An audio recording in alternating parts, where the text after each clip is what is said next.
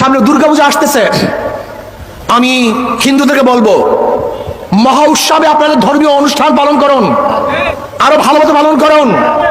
আওয়ামী লীগের আমলে যখন পালন করতে না পারছেন, তার চেয়ে আনন্দের সাথে আপনার ধর্মীয় অনুষ্ঠান পালন করবেন।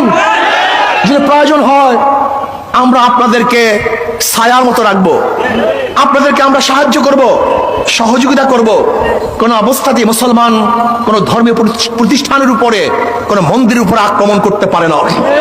আমি চাই বাংলাদেশে আগামীতে হিন্দুদের ধর্মীয় উৎসব পালিত হবে, যেখানে সমস্ত মুসলমান সজাগ থাকবে যেন কেউ কোনো অবস্থাতেই তাদের উপরে আক্রমণ করতে না পারে। কিন্তু মনে রাখতে হবে ধর্মীয় অনুষ্ঠান হিন্দুদের, উৎসব কিন্তু সবার না। যাদের ধর্ম, যাদের উৎসব, তাদের উৎসব, তাদেরই আনন্দ, অন্য করে এখানে আনন্দ হতে পারে না।